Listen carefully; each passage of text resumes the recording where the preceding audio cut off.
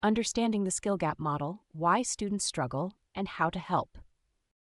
Why do some students continue to struggle in school even after repeated instruction? The answer often lies in the skill gap model. To empower learning, we must find these skill gaps, strengthen any weak skills, and correct environmental factors like stress. Reading proficiency is the foundation of academic success. Learning to read requires a specific set of skills.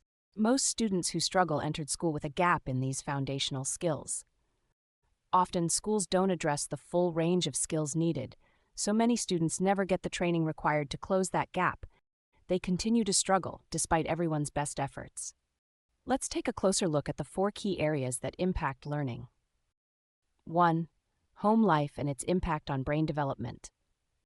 2. Social-emotional skills. 3. Cognitive processing skills. 4. Background knowledge. First, home life. This includes critical factors like 1. Nutrition. 2. Sleep. 3. Relationship and housing security. 4. Stress and trauma. 5. The quantity and quality of exposure to language and print materials. 6. Development of oral language skills.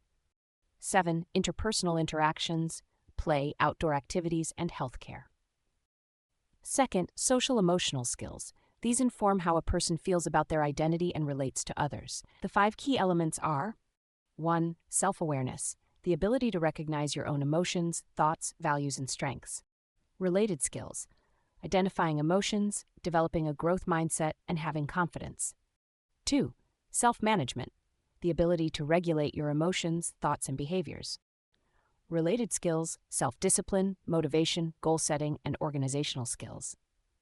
3. Social awareness, the ability to take the perspective of and empathize with others. Related skills, recognizing the feelings of others, showing compassion, and understanding social norms. 4. Relationship skills, the ability to build and maintain healthy, supportive relationships. Related skills, clear communication, active listening, cooperation, and conflict resolution. 5. Responsible decision-making, the ability to make constructive choices based on ethics and safety. Related skills, demonstrating curiosity, identifying solutions, and evaluating consequences. Third, cognitive processing skills. This is how the brain accepts information, makes sense of the world, and functions. The DSM-5 organizes these into 6 key domains. Complex attention, focusing on specific stimuli while ignoring distractions. Executive function, high-level skills like planning, decision-making, and self-regulation. Learning and memory, the ability to record and retrieve information.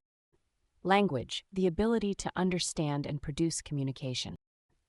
Perceptual motor control, coordinating physical movements with visual input. Social cognition, processing social information to predict and interpret behavior. Everything a person does, from talking and reading to riding a bike and playing sports, is enabled by these cognitive skills. Weak cognitive skills can make learning difficult, slow, or even impossible. Strong cognitive skills can make learning easy, fast, and fun. If a student struggles, it is wise to evaluate these basic cognitive skills. Unfortunately, most schools only conduct these assessments on a limited basis, often due to cost, and typically only after a student is clearly struggling.